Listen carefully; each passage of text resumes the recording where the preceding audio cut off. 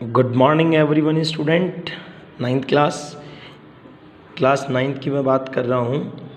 Class ninth की जो student है उनको मैंने कल कुछ प्रीवियस वीडियो अपलोड किए थे। कल वीडियो अपलोड किया है, उस वीडियो में मैंने उनको कुछ क्वेश्चन सॉल्व करने के लिए दिए भी थे और कुछ मैंने करवा भी दिए थे। अब जिन बच्चों के पास बुक अवेलेबल है उन बच्चों को ऐसा लग रहा होगा कि सर उसमें से आपने कुछ क्वेश्चन छुड़वा दिए, तो भैया उनसे मैंने कल भी उस वीडियो में बताया कि मैंने वो क्वेश्चन हटा दिए हैं जो अकॉर्डिंग टू सीबीएसई में वो क्वेश्चन क्या कर दिए गए हैं, डिलीट कर दिए गए हैं। और एक आध जो ऐसा क्वेश्चन है जो बिलोंग करता है ज्योमेट्री से, वो ज्योमेट्री वाले क्वेश्चन ऑनलाइन में अगर कोशिश भी करूँ तो आप लोग अच्छे से क्लियर नहीं कर सकते हैं। तो उसके लिए तो जब भी हम क्लास में विजिबल होंगे, प्रेजेंट होंगे ऑफलाइन, तो हम उन क्वेश्चंस को ऑफलाइन बैठ के अच्छे से क्लियर करेंगे। तो उसके लिए आप डिप्रेशन में न जाएं और किसी प्रकार का कोई मन में ऐसा ना रखें कि ये क्वेश्चन हमने को नहीं करवाया, हम कैसे करेंगे। Don't be depressed everyone student. तो अभी मैं आपको वो क्वेश्चन करवा रहा हूँ जो आपके एग्ज़ाम के लिए इम्पोर्टेंट है और हर बार आपके एग्ज़ाम के लिए वो क्वेश्चन आए भी हैं और आते भी रहेंगे, और इन फ्यूचर वो 10th क्लास में भी आपको बहुत हेल्प करेंगे। अब आप देखिए, मैं आज जो बात कर रहा हूँ वो है हमारे पास एक्सरसाइज 1.5। एक्सरसाइज 1.5 का क्वेश्चन नंबर सेकंड। 1.5 का फर्स्ट क्वेश्चन मैं आपको कल बता चुका था कि किस तरीके से आपको रेशनल और इरेशनल नंबर क्या करने हैं, शो करने हैं। तो उम्मीद है वो आपने कर लिया होगा, नहीं किया तो आप उस प्रीवियस वीडियो से क्लियर करें और उन क्वेश्चंस को अच्छे से राइट डाउन करें। आज हम जो क्वेश्चन सॉल्व कर रहे हैं उसमें बड़े बड़े अक्षरों में आपके पास लिखा हुआ है सिंप्लीफाई। सिंप्लीफाई का मतलब होता है सरलीकरण, मतलब उसे आप जितने अच्छे से सरल कर सकते हैं इजी वे में, उतने इजी वे में आपको उन क्वेश्चंस को क्या करना है, सॉल्व करना। यहाँ आपने राइट किया 3 + √3, फिर आपने राइट किया 2 + √2, यहाँ आपने राइट कर लिया। अब आप देखें कि इन दोनों क्वेश्चन में कोई भी आइडेंटिटी यूज़ नहीं हो रही है, तो हमें आइडेंटिटी यूज़ भी नहीं करनी, हमें इसे डायरेक्ट मल्टीप्लाई करना आना चाहिए। फर्स्ट हम इस 3 को इससे और इससे मल्टीप्लाई करेंगे, फिर इस √3 को इससे और इससे मल्टीप्लाई। तो आप देखिए मल्टीप्लाई करने में यदि आपको कोई दिक्कत हो तो आप इस तरीके से राइट कर लीजिए। यहाँ प्लस था तो आप यहाँ प्लस लगा दें और √3 राइट कर लें, फिर 2 + √3 आप यहाँ से राइट करें। 3 को 2 से मल्टीप्लाई किया, 6 विदाउट रूट को रूट से मल्टीप्लाई करेंगे तो 3√2, और यहाँ से भी राइट करेंगे तो 2√3, और अनइक्वल रूट को अनइक्वल रूट से हम मल्टीप्लाई करते हैं तो डिजिट भी गिवन होती है रूट में। अब आप लोगों को मैं बता दूं ये दोनों वैल्यू रूट में है, तो हम इसे ऐसे भी लिख सकते हैं 3 और 2 5, और ये वैल्यू रूट में थी, इक्वल है, √2 इक्वल है, तो हम इसे ऐड कर देंगे और यहाँ से राइट हुआ √6। यही आपका क्या आ जाएगा, आंसर। उम्मीद करता हूँ आपको समझ में आ गया होगा। और आपकी बुक में अब जो क्वेश्चन है वो इस तरीके के हैं 3 - √2, फिर आपके पास हैं 3 + √2। उम्मीद करता हूँ 8th क्लास आप लोगों ने भी पढ़ी है, तो आप लोगों ने ये भी पढ़ा होगा कि a + b a - b जब भी आता है तो हम a² - b² अप्लाई कर देते हैं आइडेंटिटी। a² - b², तो a तो आपके पास 3 है, इसका हमने स्क्वायर कर दिया। b आप लोगों के पास में √3 है, अकॉर्डिंग टू फॉर्मूला माइनस हमने भी यहाँ पे अप्लाई कर दिया है। और अब आप यहाँ से लेते हैं तो 3 3 = 9, √3 का स्क्वायर जब आप करते हैं तो √3 को √3 से मल्टीप्लाई करने पर रूट कैंसिल हो जाता है, और रूट के इनसाइड जो भी वैल्यू होती है वो आउटसाइड राइट हो जाती है। और 3 में जब हम 9 में से 3 को माइनस करते हैं तो 6 आपके पास राइट होगा, और इस तरीके से आप इसको भी सिंप्लीफाई में शो कर सकते हैं। अब आप देख रहे हैं कि सर इस तरीके का यदि कोई क्वेश्चन आता है √5 + √2, यदि ऐसा कोई क्वेश्चन आता है, इसमें आप देखिए होल स्क्वायर है, यहाँ प्लस का साइन है, तो जाहिर सी बात है a + b का होल स्क्वायर आपको यहाँ लगाना है, a² + b², और आपको इसके अदरवाइज़ यहाँ से +2ab। यहाँ आपको ये वाली आइडेंटिटी फॉलो करनी है, और इस आइडेंटिटी के अकॉर्डिंग आप इस क्वेश्चन में डिजिट को क्या कर दीजिए, पुट कर दें। a की जगह a पुट कर दीजिए, b की जगह b पुट कर दीजिए, अकॉर्डिंग टू स्क्वायर आप क्वेश्चन को क्या कर दीजिए, सॉल्व कर दीजिए।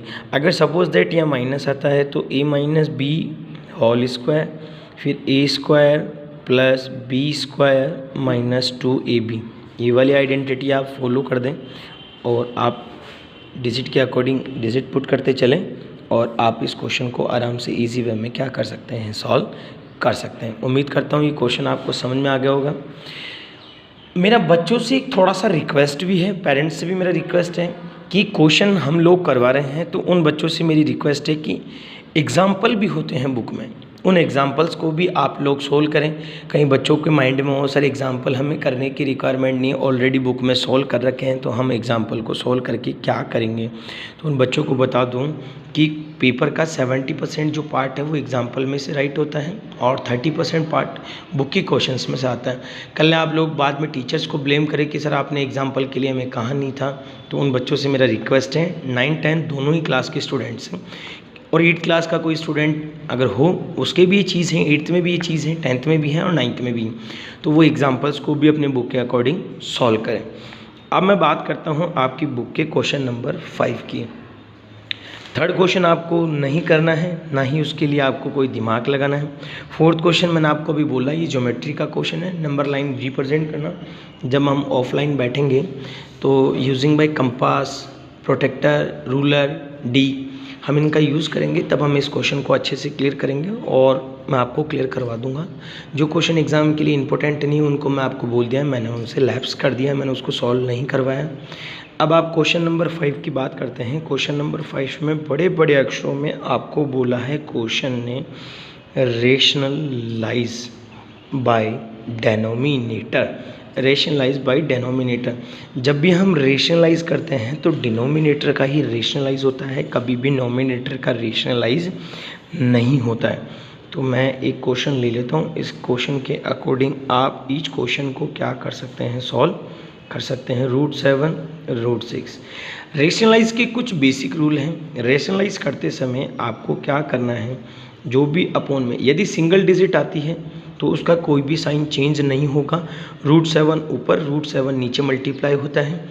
उसके बाद √7 अपॉन 7 रूट आता है, 7 जिससे जो डिजिट कट हो जाए उसे आप कट कर दीजिए, बाकी बचेगा जो रिमेनिंग आपका क्या आएगा, अंश। पर इस तरीके की डबल डिजिट आती है तो डबल डिजिट में यदि पॉजिटिव है तो डिजिट में साइन नेगेटिव आ जाएगा और नेगेटिव है तो पॉजिटिव आ जाएगा। और नोमिनेटर एंड डिनोमिनेटर दोनों में वो जो डिजिट है वो मल्टीप्लाई हो जाती है, जैसा कि मैंने आपको यहाँ पे करके दिखाया। √7 को जब हम 1 से मल्टीप्लाई करते हैं तो √7 प्लस √6 आपका यहाँ से राइट होता है। आप लोगों को बता दूं कि जब भी आप किसी भी एक्सरसाइज का कोई भी क्वेश्चन जब सोल्व करते हैं तो क्वेश्चन को सोल्व करते समय आप लोगों को आइडेंटिटी भी क्या करनी होती है, अप्लाई करनी होती है कि आप जहाँ भी बैठे हैं वहाँ पर आप आइडेंटिटी को क्या करते चलें, अप्लाई करते चलें। और आइडेंटिटी आप जब अप्लाई करके चलेंगे तो मेरे हिसाब से आपको कहीं कोई समस्या नहीं आएगी। यदि आइडेंटिटी आप यहाँ राइट नहीं करते हैं, एग्ज़ाम में भी आप राइट नहीं करते हैं, नोटबुक में भी आप राइट नहीं करते हैं, तो आपके एग्जामिनर मार्क्स काट लेता है। तो मैं उम्मीद करता हूँ आप ये आइडेंटिटीज जो है, हिंदी मीडियम के अकॉर्डिंग हम इसे सारसमीका बोलते हैं, और सीबीएसई स्टूडेंट और आरबीसी स्टूडेंट का 9th क्लास का 8th क्लास का सिलेबस सेम हो गया है, उन्हें अब दिमाग लगाने की ज़रूरत नहीं है। यदि आपके 9th क्लास का कोई स्टूडेंट है वो कह रहा है कि सर मेरे पास बुक अवेलेबल नहीं है, तो वो किसी भी 9th क्लास के सीबीएसई के स्टूडेंट बुक ले लें और उसकी बुक से उस क्वेश्चंस को सॉल्व कर लें, क्योंकि 9th सीबीएसई 9th आरबीसी का जो सिलेबस है, 8th सीबीएसई 8th आरबीसी उनका सिलेबस सेम है। वो उनकी बुक लेके भी इन क्वेश्चंस को क्या कर सकता है, सॉल्व कर सकता है।